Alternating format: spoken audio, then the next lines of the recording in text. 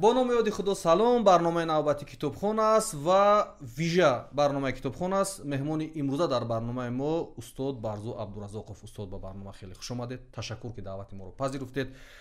و پیش از اون که وارد موضوعهای گوناگون شویم در برنامه کتابخانه، چه حال احوال دارید؟ با چی کار بندید و امروز چی کار میکنید؟ شکر. امروز خانه آمدم. اما مدتی زیاد در تاجیکستان نبودم چون که برنامه های زیاد داشتم در تاشکند و در قزاقستان و در استانبول و در دیگر جاها، مستر کلاس، نمایش ماندن. مثلا از ماه اکتبر تا این جانب 3 نمایش ماندم که خیلی کاری مشکل است. این برابری 3 رمان نوشتن است. یعنی که در تاشکند اثری تیمور زلفقاروف، عشق اولی خوجا نصرالدین. بعد از این در یک تئاتر از روی اثری کلاسیکی سوریگی سعدالله سلطان است و بعد از این یک اثری امریکایی که شبت خوش مادر نام دارد که در آلماتا ماندم و نخست نمایشش هم 11-12 مارس میشد. برای چی حاضر نیست؟ چون که هم واقعی معلوم در آلماتا و هم پاندمی ما نمایش بود کردیم و برای استودنت ها هم نمایش دادیم، اما روی صحنه نوردیم. امروز خانه هستم و تا 6 مارس هم تا خانه میشم و باز انشاءالله باز سفر. استاد، شاید با ذهنی بیننده کتابخوان و ذهنی من یک سوال اومد که چرا این همه بیرون از کشور؟ ما با این چیز نیاز نداریم. یعنی ما گفته کشور رو در نظر دارم، تئاتر رو در نظر دارم و خدمات شما، یعنی خدمت شما رو در تئاتر تاجیک. سبب چیست که این همه در بیرون، یعنی این نمایشنامه؟ خب برادر، این مشکل نیست برای این سوال جواب دادن. مثلا ببینید، دیروز از یک تئاتر خیلی دور از جهت جغرافی یک کس تلفن کرد و گفت که ما میخوایم که شما در تئاتر ما نمایش کنید. کدام وقت؟ ماه آگوست. 2 روز پیش یک تئاتر دیگر. خانه من رودکی 35 است، وزارت فرهنگ رودکی 34. اگر که تلفن نشود، من 12 سال است در تاجیکستان نمایش نماندم برادر عزیز. 12 سال است که مثلا قزاق و قرغیز و ترک و ازبک و دیگر ها محتاج کاری منن، اما اینجا نی. اگر نی خوب، امیدواریم و شاید روز میرسد که باز نمایش های شما رو در روی صحنه تئاتر تاجیک خواهیم دید. استاد، شما به عنوان یک نفر کتاب دوست، کتابخوان، سرمطالعه و تبلیغگر کتاب به برنامه دعوت شدید. چون انسان هستن کتاب می‌نویسن، انسان هستن کتاب رو تبلیغ میکنن و نفرون هم هستن کتاب رو زنده روی صحنه میارن که شما الان رو برای ما قرار داد و این کار رو انجام میدید. کار مشکل است. چگونه است یک کتاب رو آورده و اون رو تبدیل به یک چیز زنده دادن و پیشکش کردن به بیننده؟ ببینید که هر یک نمایشنامه این یک رمان است. مثل نوشتن یک رمان. بله، چون که آغاز، کلمینات و انجام. وقتی که تو یک نمایش میگیری بگذار این گاملت باشه. گاملت نمایشنامه بهترین در تاریخ ادبیاتی تئاتری است. از اون بالاتر چیزی نیست و از اون شاید که دیگر هم تولد نشد. برای من گاملت میگیرم. بله، وقتی گاملت میگیری گویا همه چیز اونجا نوشته شده است برادر. در نمایش اولش، نمایش 2، 5 نمایش دارد، 5 پرده دارد. یعنی ده. اما چیزی که از این پیش گفتیم برادر، همه چیز هست و هیچ چیزی نیست. یعنی برابری اون چیزی که از این پیش گفتم، برابری اون چیزی است که اگر که از ساحل کسی پای لوچ گذشت و پای پاش ماند، دیگر تو نمیدونی کی بودون، چی بودون، کجا رفت؟ تو میبینی که بحر، میبینی که آسمان، میبینی که پای آدم است. بله تو تفتیشات میبری. یعنی که هر یک نمایش برابر دل تفتیشاتی است. چون مفتش تفتیش. بله. همینجا یک سوال پیدا میشه. برای ما همیشه قصه میخونن و هنوز هم دارن قصه میگن، برای کسی تعریف کنن، کسی تمجید کنن و هزار سالا قصه های اومد. کسی نمیخواد از این قالب‌ها بیرون رود و همین قصه های شخ شده یا چیزی که تحمل شده بالا انسان همیشه به این قصه ها گوش میدین. خب از کجا سرچشمه میگیرد که شما قالبی فکر نمیکنید و دیگر خیلی فکر میکنید و بعضی آنها رو میشکنید و میشکنید، نمیترسید؟ مثلا در کتاب این بود شما اومدید گفتید نباید این خیل شود. این فقط نگاه خودتون از، نگاه شخصی خودتون است، یا این در زمینه‌های مطالعه و خواندن میشود؟ نه دلیل عزیز، اینجا مقصد قالب شکنی نیست. مقصد مثلا انقلاب هم نیست. این شما میدونید اینجا این خلاص نه. مثلا اگر که اجازه دید من کمی دورتر میرم از این سوال شما. مثلا من در فیسبوک و در صحبت ها و در معرکه ها خیلی زیاد میبینم که این زیاد کتاب خوانده است، اون زیاد کتاب خوانده است، من اینقدر خواندم و شما چی هستید؟ میفهمید؟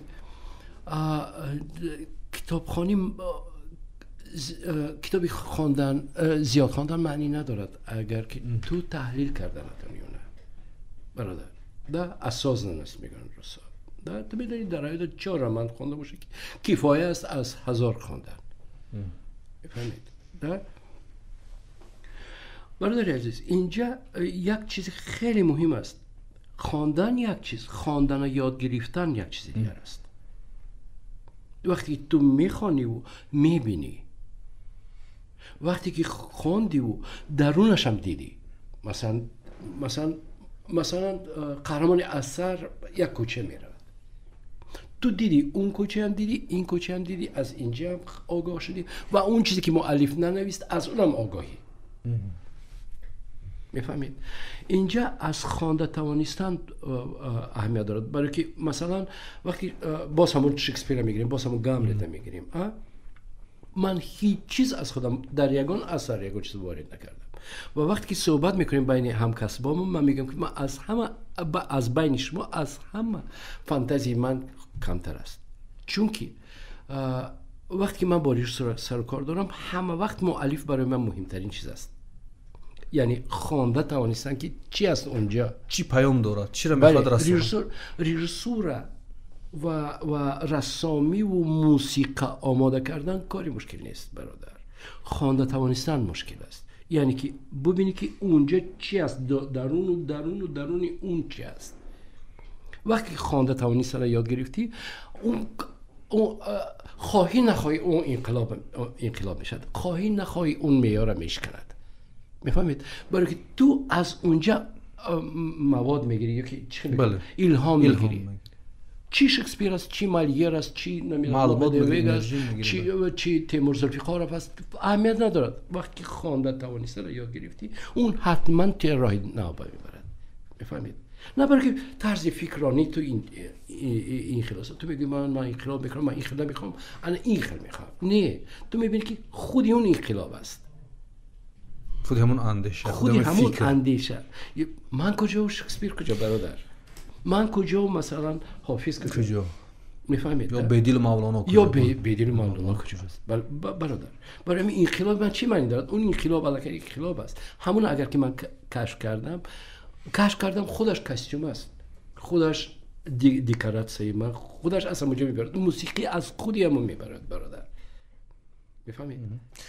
در کتاب و کتابخوانی و این مولانا و حافظ بدیل این اواخر شعار زیاد است، ولی یک جمله افتاد خواندن و توانستن، یعنی خواندن و دانستن، خواندن و فهمیدن.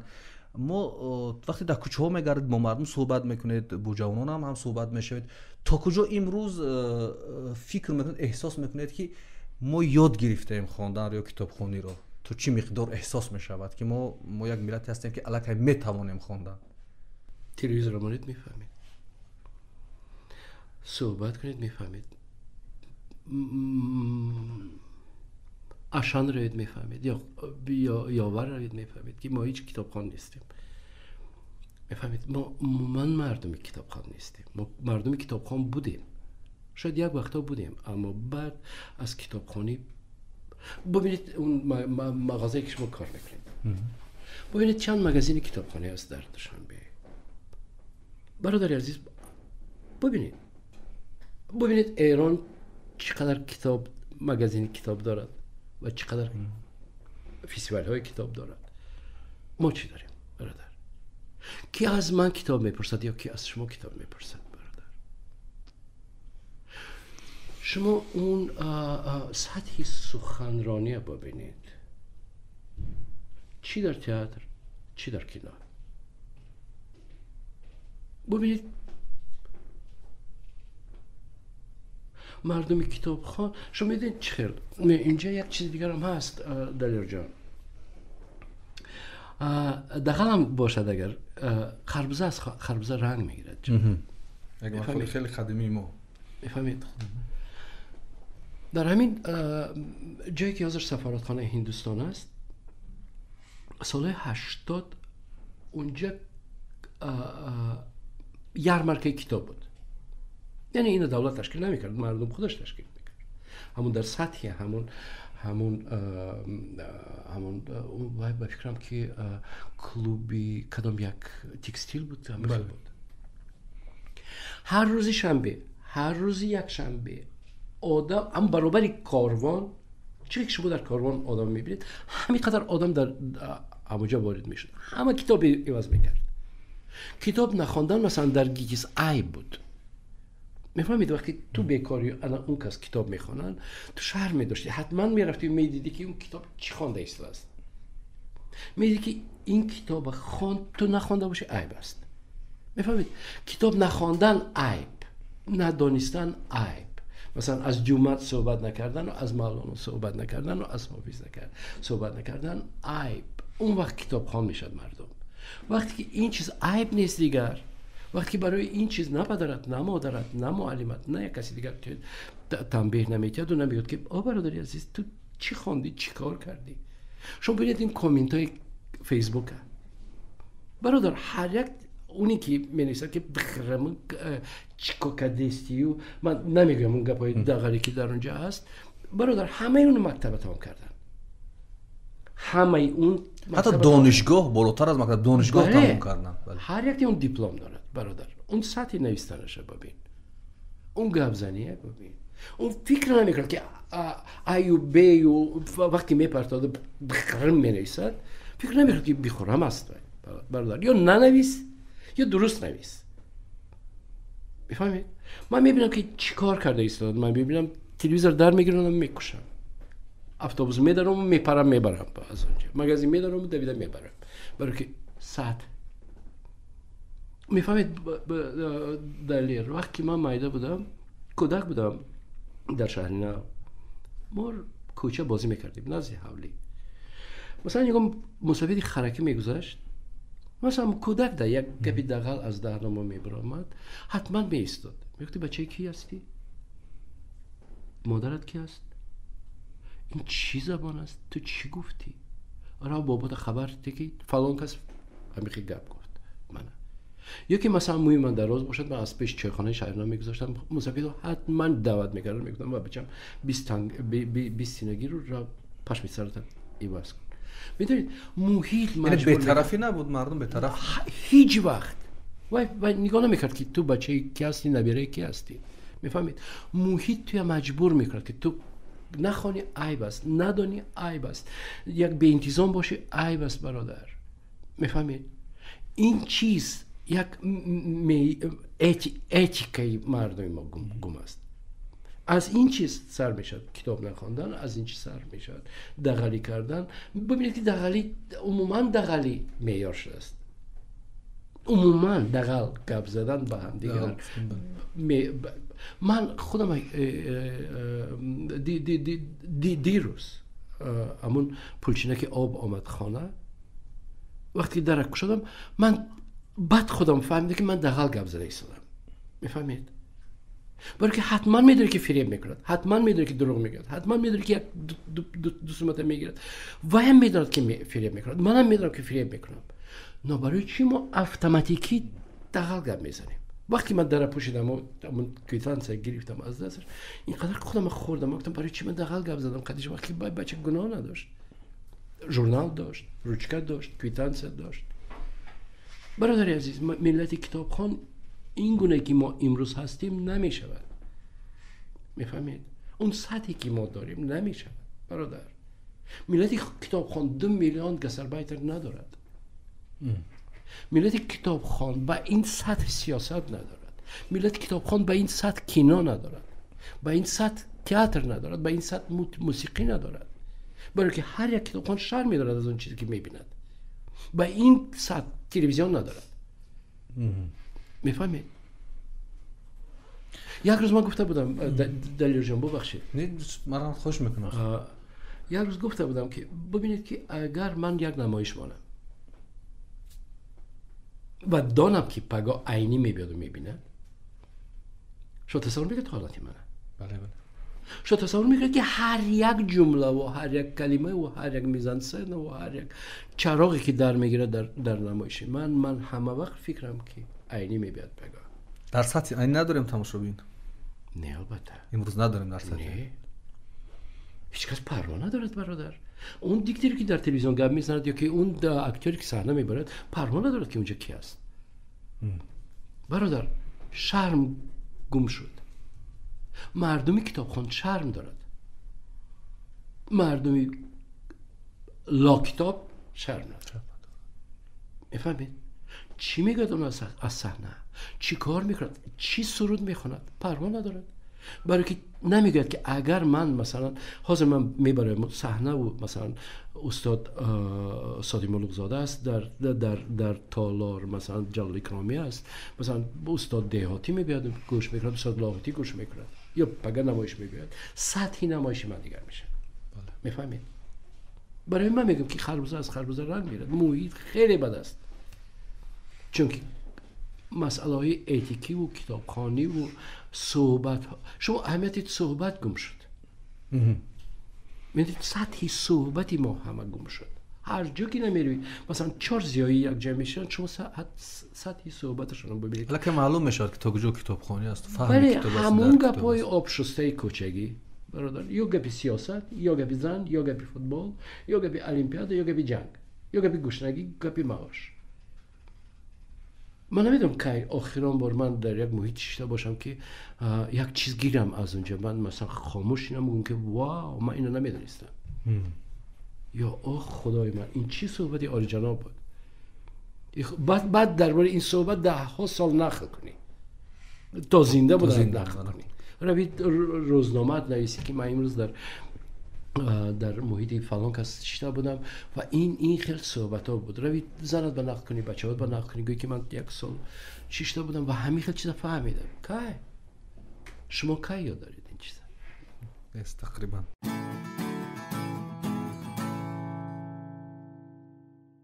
استاد زمان شوروی تحصیل کردید، زمان شوروی خوندید، کار کردید، فعالیت کردید، ولی دیدگاهاتون، اندیشه‌تون فرق میکند از آنهایی که همسین و سال شما هستند که از شوروی تمجید میکنند. اینکه هنوزم درکی مسئله های ملی به عمق در مسئله های ملی نمیرسند.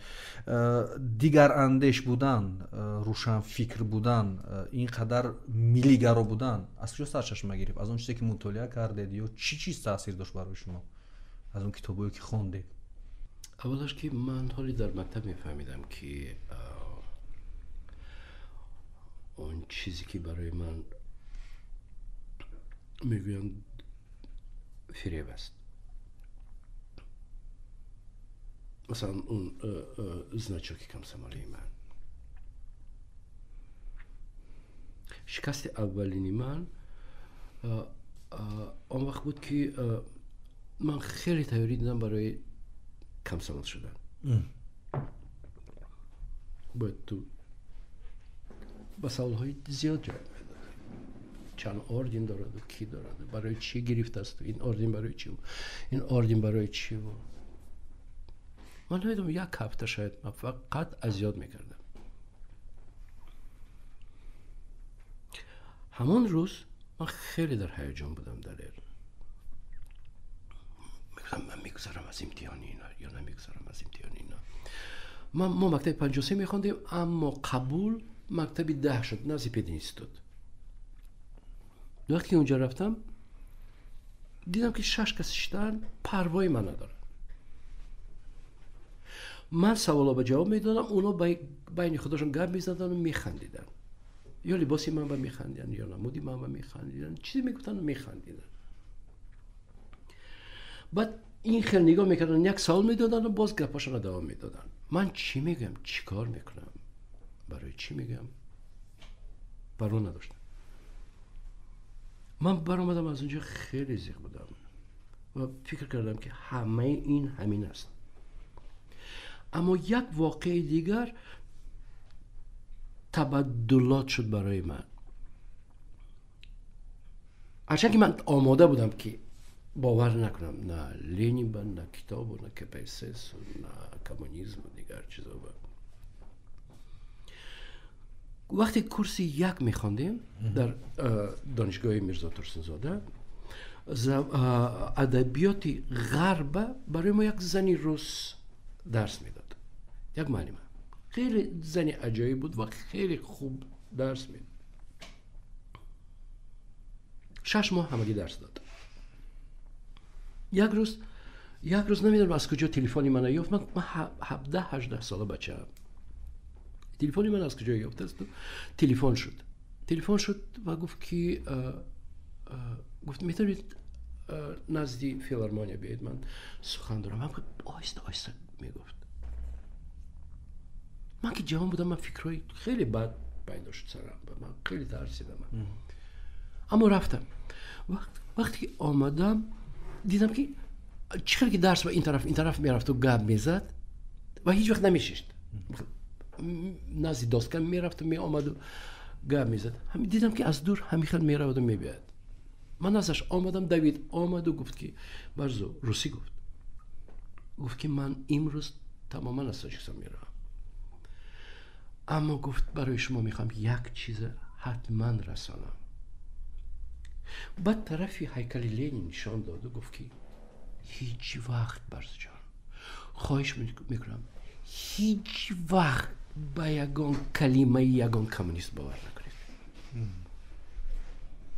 خانید изучайте сами.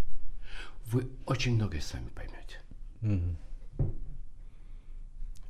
رفت. من راستی اینقدر پکر شدم همون زمان. بعد شروع کردم کتاب جمع کنی. همون جایی که گفتم کتاب عوض میکردن، من رفتم نزد چند کس رو یافتم. اونجا یافتم سالجنیتسن، اونجا یافتم اون چیزی که من ممنوع بود وقتی سریدی. اما وقتی که بعد گیکس آمدم، تمام دیگر فکری من دیگر شد. غیر از این من چند ماهی که در بام کار کردیم، وقتی استودنتیات میگن، من دیدم که این کمونیسم اینا چی است. میفهمید؟ من دیدم که این حالت خیلی خیلی بد است. برای این نیست کردن نه امریکا در کار است، نه انگلیس در کار است، نه ناتو در کار است، هیچی خودش نیست میشه. برای که اینقدر افلاس، اینقدر میلیون سوم پول ها هوا برفته است.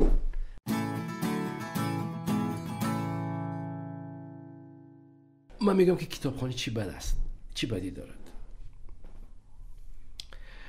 وقتی که تو کتاب میخوانی مقایسه میکنی، قیاس پیدا میشه. وقتی تو کتاب میخوانی تو از بعضی چیزها با خبر میشه و این از اون فرق میکنی.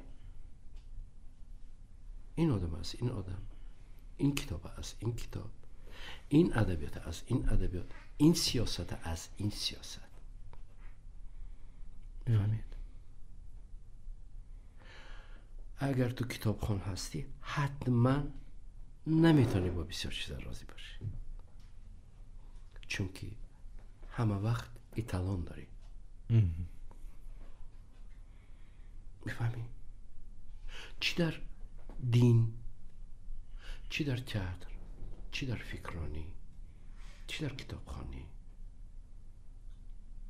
چی در نگاهت با سینما، چی نگاهت در تئاتر. تو هم وقت ایتالان هایی داری که با اون قیاس میکنی دلیر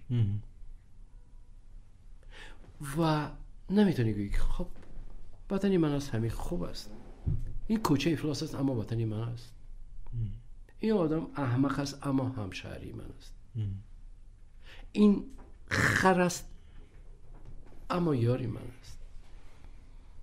تو گفتن نمیتونی، برای که همه وقت قیاس میکنی با ایتالان. هر چیزی که تو میبینی، هر چیزی که تو میخوانی، اون ایتالان تو پایان کرده نمیتونی. سطح ایتالان بلند کرده میتونی اما پایان کرده نمیتونی، برای که برابری پایان گذاشتن ایتالان های خودت هم پایان میره. میفهمی؟ کتاب یک چیزی خوب دارد، کتاب و اندیشه چیزی خوب دارد که تو همه وقت داخلی خودت، تفکری خودت، همه وقت معیارهای خیلی خیلی بلند میمانی. در موسیقی مثلا موزارت و باخ داری، در ادبیات مثلا شکسپیر و اسکیل داری، میفهمی؟ در ادبیات فلابر و مثلا بالزاک داری یا دیکنز، میفهمی؟ تو نمیتونی دیگر چیز خونده، تو نمیتونی دیگر چیز گوش کرده، چی از جهت جاز، چی از جهت راک موزیکا. بله اینجا بیتلز هست، اینجا لید زپلین هست، اینجا آرمسترونگ هست، اینجا دیگر هم وقت از هر چیز، از مثلا از رسامی ایتالان های خودت داری. مثلا من میگم میکلانجلو و وان گوگ و سزان و در روبنس و رمبرانت و برای اون ایتالان ها هستن، برای که خودت در اون معیار تربیه میکنی برادر، از اون معیار هم نگاه میکنی. یعنی اگر یک جامعه کتابخوان باشد خیلی تغییرات کلی میشود در همه بخش زندگی، در همه بخش اجتماعی، چون مردم دیگر یاد میگیرن ببینید دلیر جان، مثلا تلویزیون چقدر یراق خوب، من میگم یراق خوب است. شما میفهمید ما مثلا حاضر در آلماتا یک برنامه دارن، کانال، این پوره کانال، همچون کانال کلتوری روسیه، از صبح تا شب بهترین اپرا، از بهترین اپراهای جهانی، بهترین نمایش‌های جهانی، بهترین فیلم‌های جهانی، بهترین اثرهای جهانی، بهترین صحبت‌های ترجمه، همش ترجمه است با نزاکه یا سوبتیتر یا بالای سخنرانی. تصور کنید 24 ساعت تو بهترین اثرها، بس از اثرها خبر داری. ما نداریم از این چیز. ایتالان از این پیدا میشد. آیستا از سطح مکتب مثلا تو میخوانی اول افسانه‌های بهترینه، بعد میخوانی مثلا دانیل دفو، بعد میگذاری دیوما، بعد میگذاری سمک ایار، بعد میگذاری حکایت حاتمی تای، بعد میگذاری این طرف، بعد میفهمیده؟ بله خیشت همچون دیوار خودت وسیع میکنی، دیدت زیاد میکنی. کتابخوانی یک چیز خوب دارد، وقتی تو از مرز خودت بیرون میبری. میفهمید؟ تو میگی من، اون منی تو پایان میرد، برای که میبینی که دنیا وسیع است. میفهمید؟ چه که واگنر گفته بود، اول گفت من، بعد گفت نه من و موزارت، بعد گفت نه موزارت و من، بعد گفت موزارت. عیناً همین واقعه با تو سر میزند، برای که تو هم میگی اول من داری، بعد میگی من و فلان، بعد میگی نه فلان و من، بعد تو میگی نه دنیا خداوند. در لباستان برزو حبیبولایچ نوشته شده است. در انتها میخواستم که اینقدر مثلا از کمبودی ها گفتیم، از کتاب و اینها گفتیم، چیکار کنیم که مثلا ما زیاد دیدیم و زیاد در طربخانه ها هم وقتی که میریم، مثلا یک دختری تاجیک است، یک پسری تاجیک است، روی همون لباسش مثلا اگر دلنوزه باشد نامش مثلا گولیا می نویسد، مثلا پسر علیشیر نام داشته باشه علیک می‌نویسد و همین خیلی از اینجا شروع میشد. میریم یک تاجیک وقتی گذرگاه رو میگذرد، من اکثر مشاهده کردم وقتی که به کشورها سفر میکردیم، مخصوصا به روسیه دیگر کشورها، وقتی که شناسنامه‌اش میخواد به همون ناظری گذرگاه بدهد دستش میلرزه.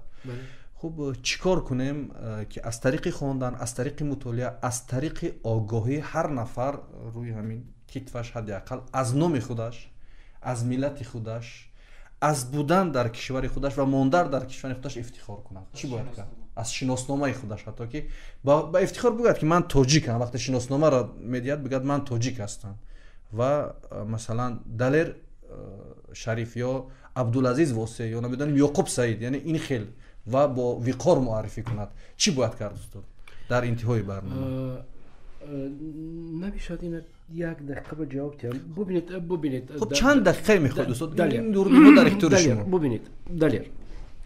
ببینید وقتی که من و شما اینجا می آمدیم با در رفتی صحبت درباره منکورت صحبت کردیم. بله. بفهمید از ملت هایی که با روسیه همراه بودن، از شوروی میگیم عموما، بودن ملت هایی که خودشون گم نکردن. گرجی ها گم نکردن، اوکراین ها گم نکردن،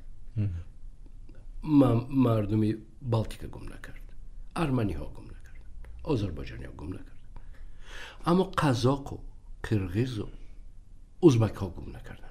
برادر، قزاق و قرغیز و تاجیک و بیلاروس، ترکمن گم شد.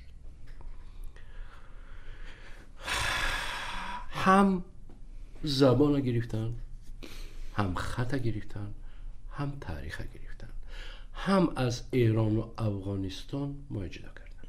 گفتن یک ملت امروز ساخته است. بعد سال 20 از این پیش اگر گیریم تاریخ انقلابی بخارای استاد عینی، اونجا قیر کردن جوانای، بعد باز یک بار دیگر قیر کردن، سال 20 قیر کردن، سال 30 قیر کردن، سال 37 قیر کردن. بعد گفتن خودشون هجوم کردن گرمانیا، گفتن که این وطنی تو است، پاده برین تاجیک بردن، با اونجا قیر کردن. بعد وقتی که تاجیک آمد باز قیر کردن. بعد گفتن تو باید شرم داری از ملت خودت، برای که اگر میخوای رشد کنی، میخوای یک کاری خوبی یابی، اگر تو میخوای که انسان باشی، تو باید روسی گپ زنی، تو باید روسی دانی، تو باید روسی گپ زنی، تو باید پوشکین از رومی بیشتر دوست داری، تو باید افتخار کنی که تولستوی خواندی، داستایوفسکی خواندی، اما حافظ نخواندی، پروا نکن.